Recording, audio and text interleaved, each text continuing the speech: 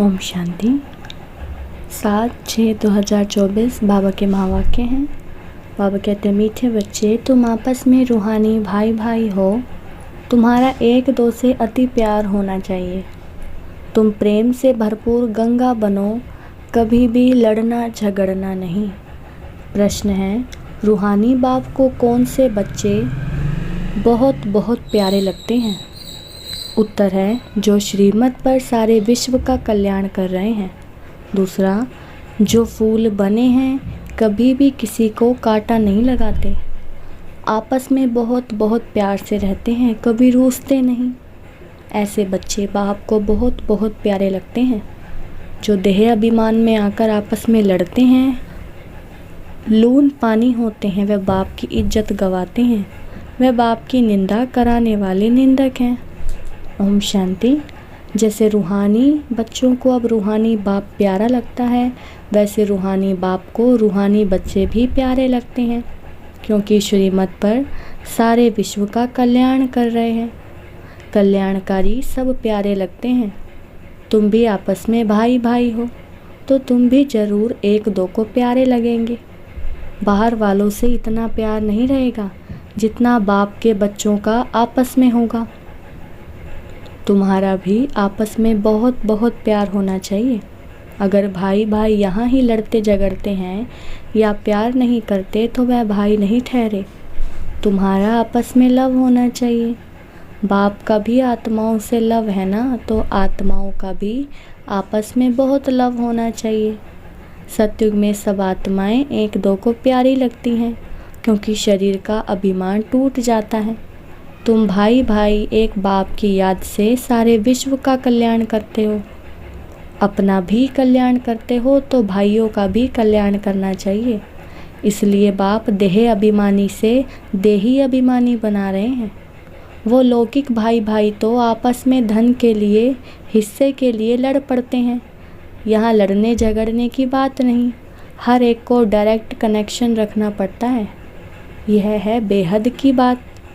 योग बल से बाप से वर्षा लेना है।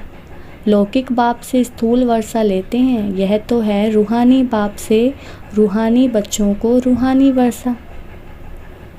हर एक को डायरेक्ट बाप से वर्षा लेना है। जितना जितना इंडिविजुअल बाप को याद करेंगे, उतना वर्षा मिलेगा। बाप देखेंगे आपस में लड़ते हैं, तो बाप कहेंगे, तुम निधन के हो क्या? रूहानी भाई भाई को झगड़ना नहीं चाहिए। अगर भाई भाई होकर आपस में लड़ते झगड़ते हैं, प्यार नहीं, तो जैसे रावण के बन जाते हैं। वह सब आसुरी संतान ठहरे। फिर दैवी संतान और आसुरी संतान में जैसे कि फर्क नहीं रहता, क्योंकि देह अभिमानी बनकर ही लड़ते हैं। आत्मा से आत्मा लड़ती नहीं है। इसलिए बाप कहते हैं, मीठे मीठे बच्चे, आपस में लून पानी नहीं होना। होते हैं तब समझाया जाता है। फिर बाप कहेंगे, यह तो देह अभिमानी बच्चे हैं, रावण के बच्चे हैं, हमारे तो नहीं हैं, क्योंकि आपस में लून पानी होकर रहते हैं।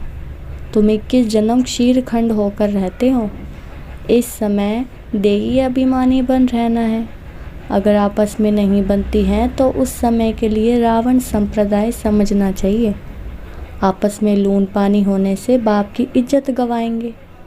भल ईश्वरीय संतान कहते हैं, परंतु आसुरी गुण हैं, तो जैसे देह अभिमानी है। देही अभिमानी में ईश्वरीय गुण होते हैं। यहाँ तुम ईश्वरीय गुण धारण करेंगे, तभी बाप साथ में ले जाएंगे। फिर वही संस्कार साथ में जाएंगे।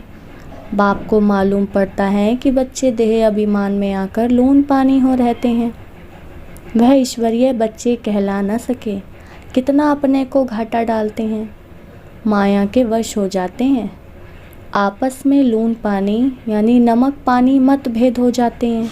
यूँ तो सारी दुनिया ही लून पानी है, लेकिन अगर ईश्वरीय संतान भी लून पानी हो, तो बाकी फ़र्क क्या रहा? वह तो बाप की निंदा कराते हैं। बाप की निंदा कराने वाले, लून पानी होने वाले ठोर पा न सके, उनको नास्तिक भी कह सकते हैं।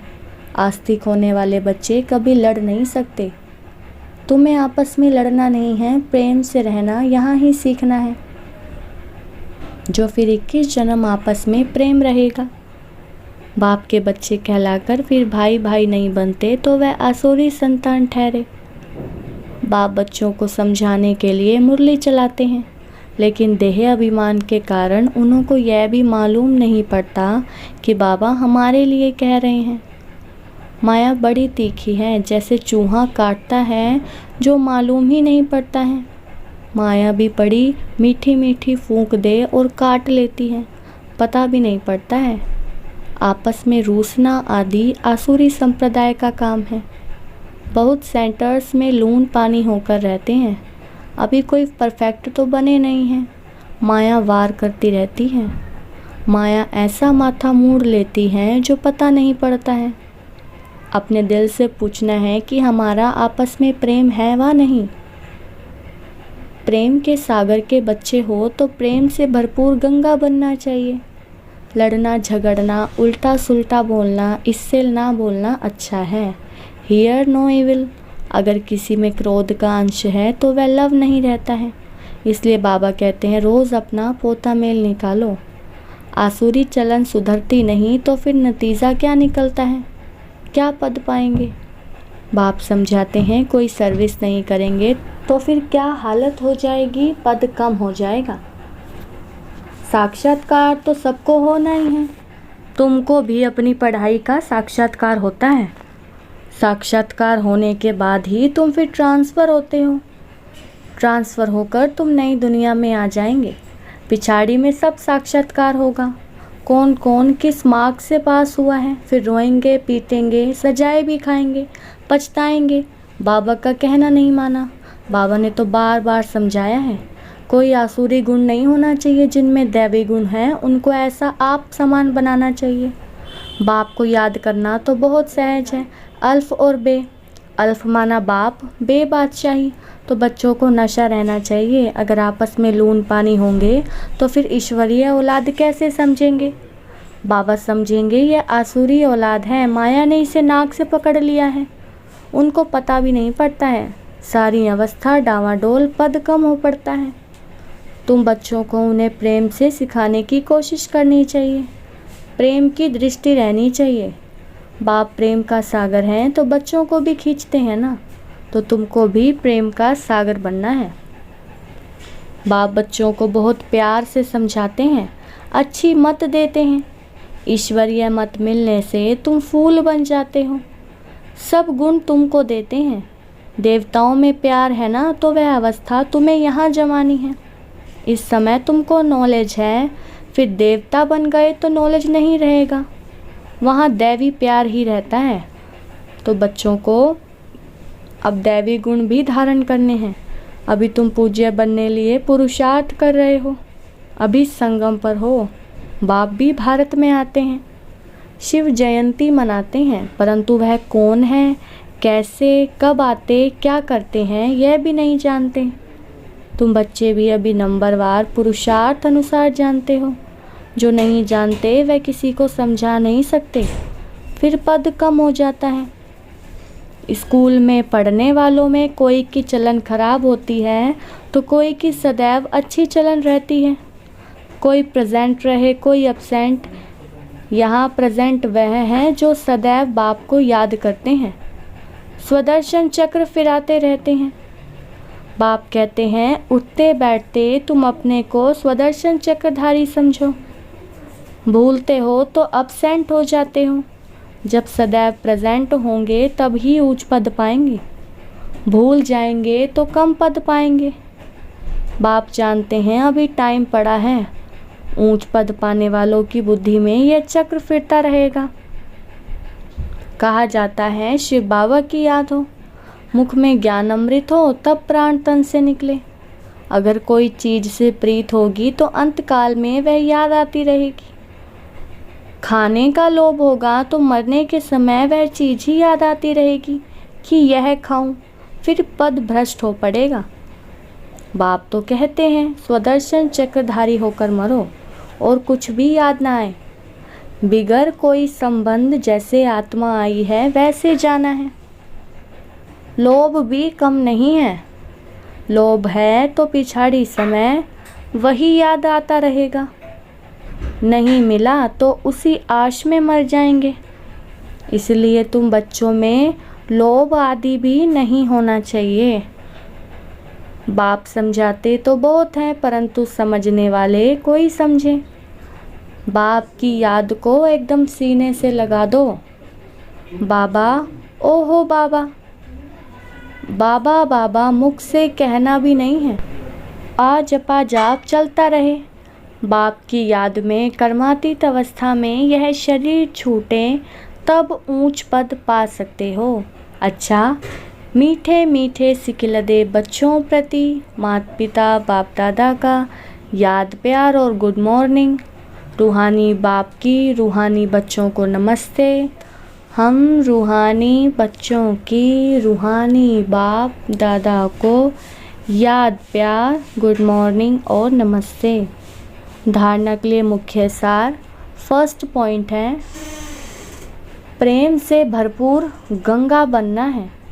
सबके प्रति प्रेम की दृष्टि रखनी है। कभी भी मुख से उल्टे बोल नहीं बोलने हैं। दूसरा, किसी भी चीज़ में लोभ नहीं रखना है। स्वदर्शन चक्रधारी होकर रहने का अभ्यास करना है कि अंत समय कोई भी चीज़ याद ना आए। वरदान है, पुरानी देह व दुनिया की सर्व आकर्षणों से सहज और सदा दूर रहने वाले राज ऋषि भव। विस्तार है, राज ऋषि अर्थात एक तरफ सर्व प्राप्ति के अधिकार का नशा और दूसरे तरफ बेहद के वैराग्य का अलौकिक नशा। वर्तमान समय इन दोनों अभ्यास को बढ़ाते चलो। वैराग्य माना किनारा नहीं, लेकिन सर्व प्राप्ति होते भी हद की आकर्षण मन बुद्धि को आकर्षण में नहीं लाए। संकल्प मात्र भी अधीनता ना हो, इसको कहते हैं राज ऋषि अर्थात बेहद के वैरागी। यह पुरानी देह व देह की पुरानी दुनिया, व्यक्त भाव वैभवों का भाव, इन सब आकर्षणों से सदा और सहज दूर रहने वाले। स्लोगन है, साइंस के साधनों को यूज़ करो लेकिन अपने जीवन का आधार नहीं बनाओ। मातेश्वरी जी के मधुर महावाक्य। देखो, मनुष्य कहते हैं कौरवों और पांडवों की आपस में कुरुक्षेत्र में लड़ाई लगी है और फिर दिखलाते हैं पांडवों का साथी डायरेक्शन देने वाला श्री कृष्ण था। तो जिस तरफ स्वयं प्रकृति पति है उसकी तो विजय जरूर होगी। देखो, सभी बातें मिला दी हैं। अभी पहले तो इस बात को समझो कि प्रकृति पति तो परमात्मा है। श्री कृष्ण तो सतयुग का पहला देवता है। पांडवों का सारथी तो परमात्मा था। अब परमात्मा हम बच्चों को कभी हिंसा नहीं सिखला सकता है। ना पांडवों ने हिंसक लड़ाई कर स्वराज्य लिया। यह दुनिया कर्म क्षेत्र है जिसमें मनुष्य जैसा जैसा कर्म कर बीज बोता है वैसा अच्छा व बुरा फल भोगता है। जिस कर्म क्षेत्र पर पांडव अर्थात भारत माता शक्ति अवतार भी मौजूद हैं, परमात्मा भारत खंड में ही आते हैं, इसलिए भारत खंड को अविनाशी कहा जाता है। परमात्मा का अवतरण खास भारत खंड में हुआ है क्योंकि अधर्म की वृद्धि भी भारत खंड से हुई है। वहाँ ही परमात्मा ने योग बल द्वारा कौरव राज्य खत्म कर पांडवों का राज्य स्थापन किया। तो परमात्मा ने एक आदि सनातन धर्म स्थापन किया, परंतु भारतवासी अपने महान पवित्र धर्म और श्रेष्ठ कर्म को भूल अपने को हिंदू कहलाते हैं। बेचारे अपने धर्म को ना जान औरों के धर्म में जुट गए हैं। तो यह बेहद का ज्ञान बेहद का मालिक खुद ही बताता है। यह तो अपने स्वधर्म को भूल हद में फंस गए हैं, जिसको कहा जाता है अति धर्म ग्लानि, क्योंकि यह सब प्रकृति के धर्म हैं। परंतु पहले चाहिए स्वधर्म। तो हर एक का स्वधर्म है कि मैं आत्मा शांत स्वरूप हूँ। फिर अपनी प्रकृति का धर्म है देवता धर्म। ये 33 करोड़ भारतवासी देवताएं हैं। तभी तो परमात्मा कहता है कि अनेक देह के धर्मों का त्याग करो। सर्वधर्मानि परित्यज। इस हद के धर्मों में इतना आंदोलन हो गया है, तो अब इन हद के धर्मों से निकल बेहद में जाना है। उस बेहद के बाप सर्वशक्तिवान परमात्मा के साथ योग लगाना है तो सर्वशक्तिवान प्रकृतिपति परमात्मा है, ना कि श्री कृष्ण। तो कल्प पहले भी जिस तरफ साक्षात प्रकृतिपति परमात्मा थे उनकी विजय गाई हुई है। अच्छा, ओम शांति।